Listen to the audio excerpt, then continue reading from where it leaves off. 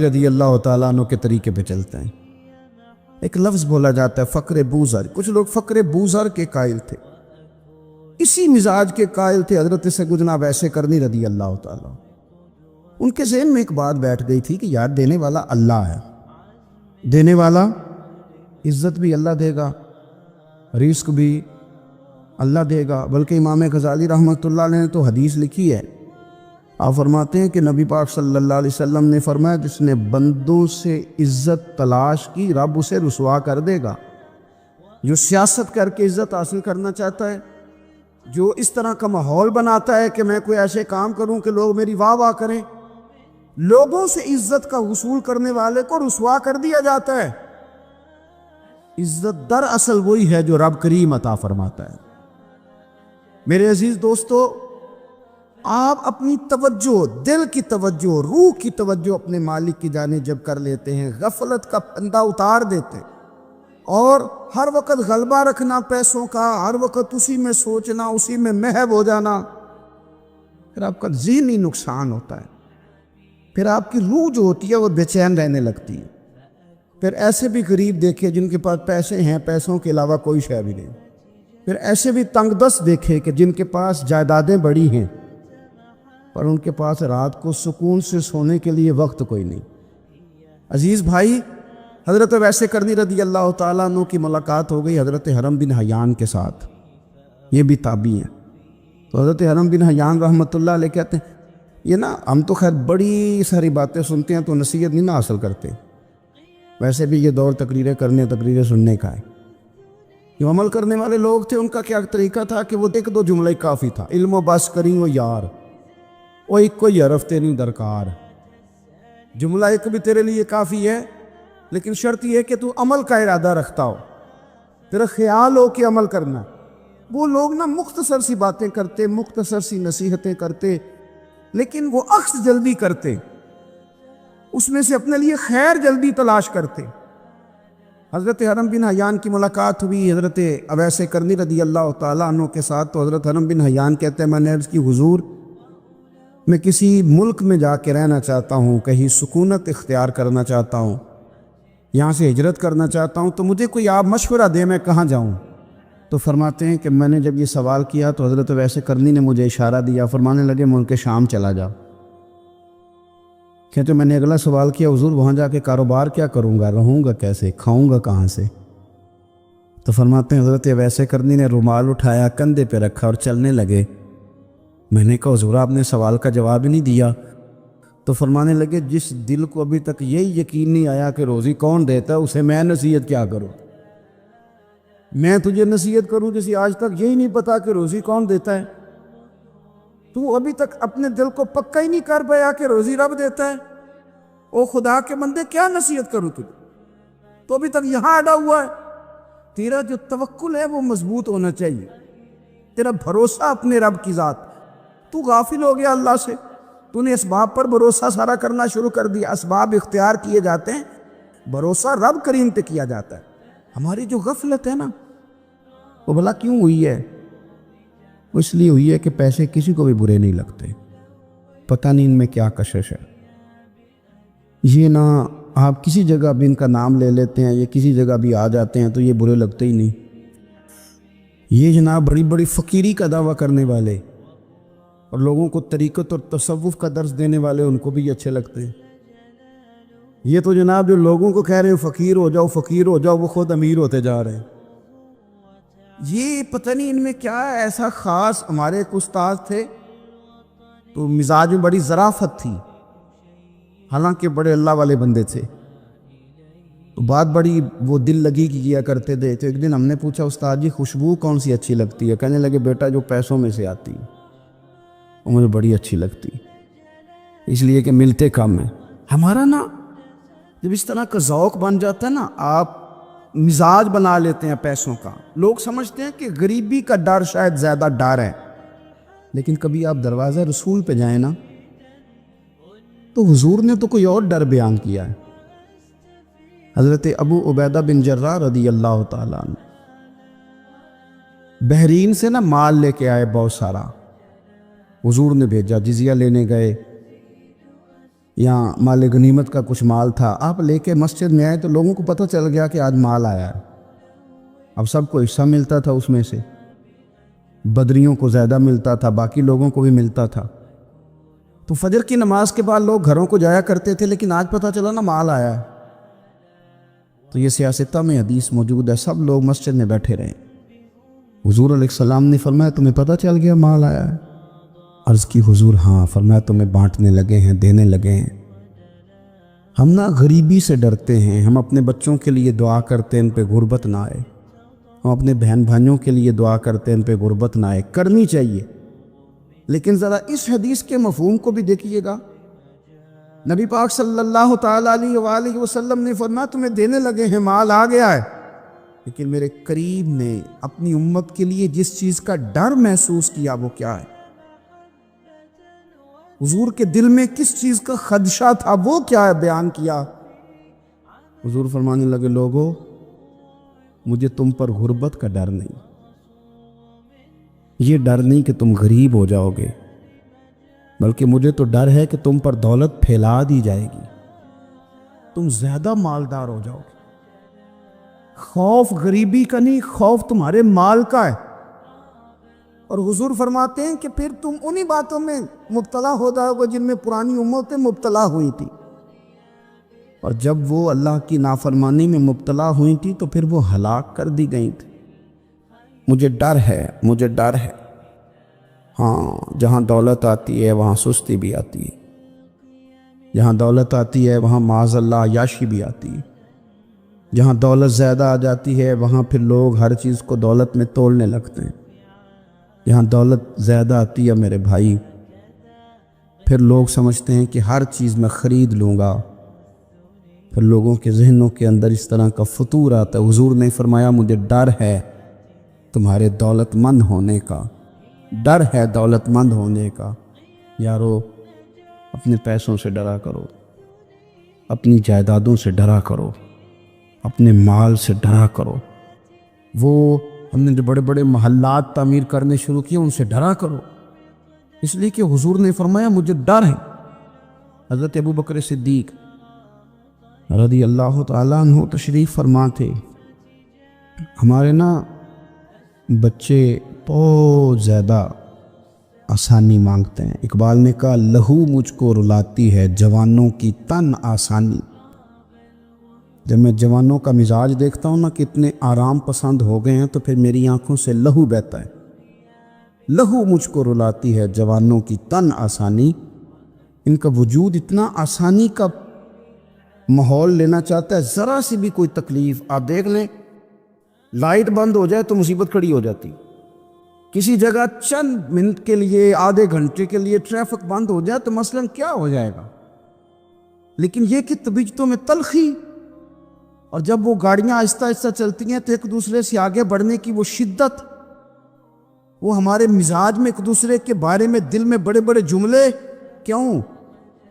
اس لیے کہ ہماری طبیعت آسانی پسند ہے، ذرا سی بھی کوئی رکاوٹ ہم نہیں برداشت کرتے، تھوڑی دیر کے لیے ٹھہرنا پڑ جائے ہمارے لیے بڑا مشکل کام ہے۔ آپ ہمیں ہماری مرضی کے خلاف کوئی بات کر دیں تو ہمیں بگڑا ہوا سمجھے، ہماری طبیعت میں وہ آسانی ہے۔ یہ آسانیاں انسان کو پھر بڑے بڑے کام نہیں کرنے دیتی، پھر انسان کمزور پڑ جاتا ہے، پھر وہ کوئی کسی انقلابی تحریک کا کبھی حصہ نہیں بن سکتا۔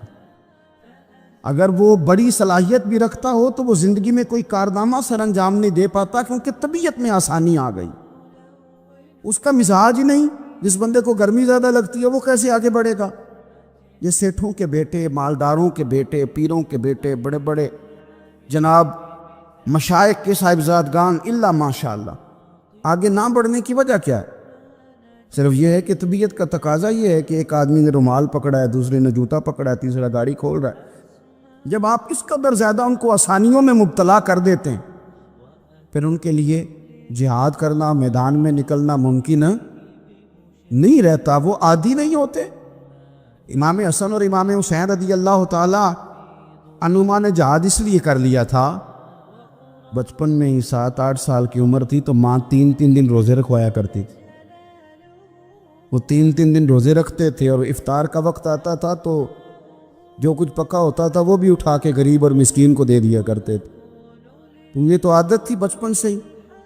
جس طرح حدیث پاک میں یہ فرمایا گیا نا کہ تم اتنی دیر تک مومن نہیں ہو سکتے جب تک ہر چیز سے بڑھ کر، ہر شخص سے بڑھ کر نبی پاک علیہ السلام سے پیار نہ کرو، اسی طرح قرآن مجید نے فرمایا کہ فلا و ربی کا، اے محبوب ہمیں آپ کے رب کی قسم، اے محبوب آپ کے رب کی قسم، لا یؤمنون حتی یحکموک فیما شجر بینہم، یہ اس وقت تک مومن نہیں ہو سکتے جب تک اپنے ہر معاملے میں آپ کو حاکم تسلیم نہ کر لیں۔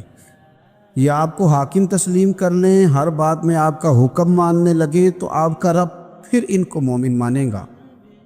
ہر معاملے میں، نماز پڑھنے میں بھی نبی پاک کا حکم ماننا ہے، اور شادی کرنے میں بھی نبی کریم کا حکم ماننا، روزہ رکھنے میں بھی حضور کا حکم ماننا ہے، اور تجارت کرنے میں بھی نبی کریم علیہ السلام کا حکم ماننا۔ جس طرح ہم لوگوں نے نوافل پڑھنے میں، تلاوت کرنے میں رسول کریم علیہ السلام کی بات کو سننا ہے، اسی طرح ہم نے فیصلے کرنے میں، کچہری میں جانے میں، عدالت میں پہنچنے میں، وہاں بھی ہم نے نبی کریم صلی اللہ تعالیٰ علیہ وسلم کی بات پر ہی غور کرنا ہے، اور سرور کائنات علیہ السلام کو ہر معاملے میں از اول تاخر اپنا حاکم تسلیم کرنا۔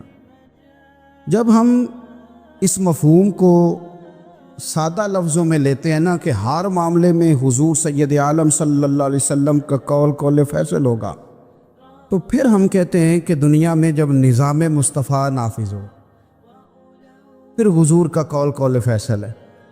یعنی جس طرح حضور کی بات مسجد کے ممبر سے مانی جا رہی ہے، اسی طرح پارلیمنٹ میں بھی اسی طرح حضور کی بات کو تسلیم کیا ہے۔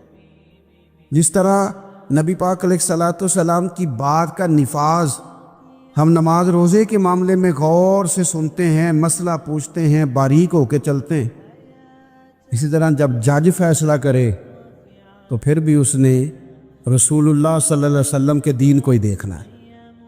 نظام مصطفیٰ صلی اللہ علیہ وسلم جب نافذ ہوگا، دنیا میں حضور کا قانون جب نافذ ہوگا، تو پھر ٹھنڈی ہوا چلے گی۔ مسلمانوں کا یہ مسئلہ ہے کہ یہ نبی پاک سے پیار تو کرتے ہیں اور الحمدللہ بڑا کرتے ہیں، لیکن یہ پیار کو جہتوں اور سمتوں میں قید کرتے ہیں۔ یعنی مسجد میں آ کے درود شریف پڑھتے وقت اگر حضور کے غلام ہوتے ہیں تو فیصلہ کرتے وقت اور اپنے حق میں فیصلہ سنتے وقت اس وقت بھی ہمیں نبی پاک کا ہی غلام ہونا چاہیے۔ ہمیں ووٹ لیتے وقت بھی حضور کے غلام اور ووٹ دیتے وقت بھی نبی پاک صلی اللہ علیہ وسلم کے غلام۔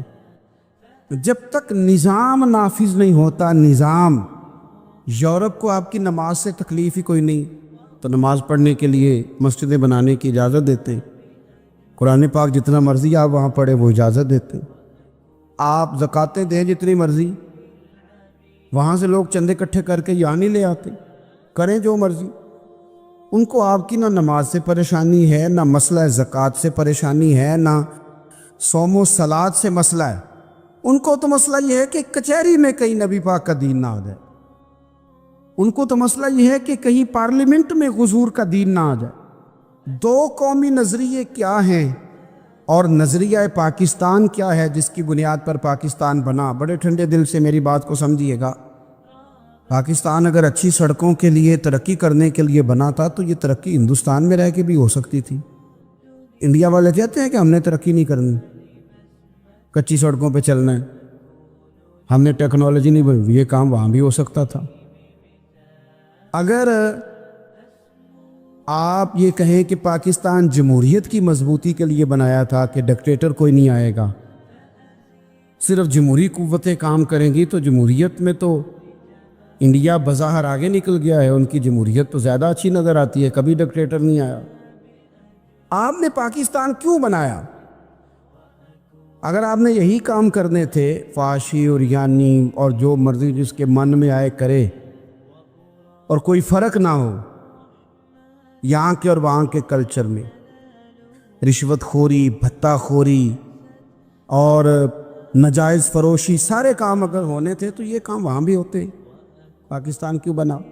کیوں اتنی ساری 40,000 لوگوں نے اپنی جانوں کی قربانیاں دی؟ دنیا کی سب سے بڑی ہجرت ہوئی ہے، سب سے بڑی، جب پاکستان بنا۔ یہ سب سے بڑی ہجرت تھی، اتنی بڑی ہجرت ہی کبھی نہیں ہوئی۔ کیوں اتنا کچھ ہوا؟ وہ اس لیے ہوا کہ ہمیں بتایا گیا تھا کہ وہاں نہ سوشلزم، نہ وہاں خالی جمہوریت کا راگ الاپا جائے گا، بلکہ ایک بلند نعرہ لگایا گیا تھا۔ نعرہ کیا تھا؟ پاکستان کا مطلب کیا؟ پاکستان کا مطلب کیا؟ لا الہ الا اللہ محمد رسول اللہ صلی اللہ علیہ۔ یہ عنوان بنایا گیا۔ غریب آدمی کو بتایا گیا کہ جب پاکستان بنے گا تو وہاں حضور کا نظام نافذ ہوگا، جاگیردار کی اور غریب کی تفریق ختم ہوگی۔ جس طرح امیر کے بچے کو کالج میں داخلہ ملے گا، غریب کے بچے کو بھی ملے گا۔ وہاں بتایا گیا کہ لوگ وہاں ہر لحاظ سے اپنے آپ کو برابر سمجھیں گے۔ وہاں وہی بات ہوگی جو جناب صدیق اکبر کرتے تھے، وہاں وہی جملے دہرائے جائیں گے جو حضرت عمر فرماتے تھے، وہاں اسی طرح غریب پر سخاوت کی جائے گی، اسے دیا جائے گا جس طرح حضرت عثمان غنی کرتے تھے۔ وہاں اسی طرح فقر کا دور دورہ ہوگا، سادگی کا حسن ہوگا، اپنائیت کا نور ہوگا جو مولا علی شیر خدا نے عطا فرمایا تھا۔ اس سوچ کی بنیاد پر پاکستان بنایا گیا، اس سوچ کی بنیاد پر، اور اسی سوچ کو آگے لے کر کے جایا گیا۔ کوئی سیاسی پارٹی اب یہ بات نہیں کرتی۔ دو قومی نظریے کا معنی یہ تھا کہ ہندو الگ قوم ہے، مسلمان ایک الگ قوم ہے، ان کا رہنا سہنا، اٹھنا بیٹھنا، کھانا پینا الگ ہے، ہمارا اٹھنا بیٹھنا، کھانا پینا، سارے معاملات الگ ہیں، تہذیب و تمدن الگ ہے، لہذا ہمیں الگ سے خطہ چاہیے جہاں ہم اسلامی نظریات کے مطابق آزاد ہو کے اپنا وقت گزار سکیں۔ اس دو قومی نظریے کی بنیاد پر، دو قومی نے، پہلے تو علامہ اقبال اس کے قائل نہیں تھے۔ علامہ اقبال کا پہلے خیال یہ تھا کہ سارے جہاں سے اچھا ہندوستان ہمارا، یہ اقبال نے لکھا تھا۔ پھر اقبال کہتے ہیں میری سوچ بدلی، اور پھر میں نے کہا کہ نہیں، خطوں کے زور پہ نہیں، آپ رنگ نسل کے زور پہ نہیں، بلکہ کہنے لگے کہ اپنی ملت پر قیاس اقوام مغرب سے نہ کر، خاص ہے ترکیب میں قوم رسول ہاشم۔ آپ جو تقسیم کریں گے، یہ جو تقسیم ہوئی ہے نا عرب کی، یہ مذہب کی بنیاد پہ نہیں ہوئی، یہ تو ان کی ذاتی لڑائیاں تھیں۔ چھوٹا سا دبئی بن گیا، چھوٹا سا مسقط، چھوٹا سا ابو ظبی، یہ تو ان کی ذاتی لڑائیاں تھیں، قبیلوں کی لڑائیاں تھیں، جنگیں تھیں، چھوٹے چھوٹے ملک الگ سے تقسیم ہو گئے۔ یہ مذہب کی بنیاد پہ ایسا نہیں ہوا۔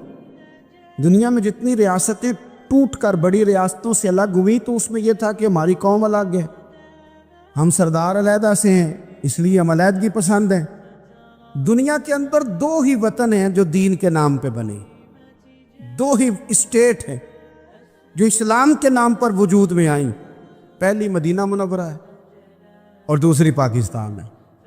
خالص مذہب کے نام پر یہ دو ریاستیں وجود میں ہیں، ایک مدینہ طیبہ اور دوسرا پاکستان۔ پاکستان کا مطلب کیا؟ لا الہ الا اللہ محمد رسول اللہ صلی اللہ علیہ وسلم۔ اس بنیاد پر اس وطن کو، خطے کو حاصل کیا گیا، یہی نعرہ لگایا گیا، یہی نعرہ محمد علی جناح لگاتے تھے، یہی ڈاکٹر اقبال لگاتے تھے، یہی نعرہ چودھری رحمت علی لگاتے تھے، یہی وہ نعرہ تھا جس نعرے کو تحریک پاکستان کے قائدین نے آگے پہنچایا۔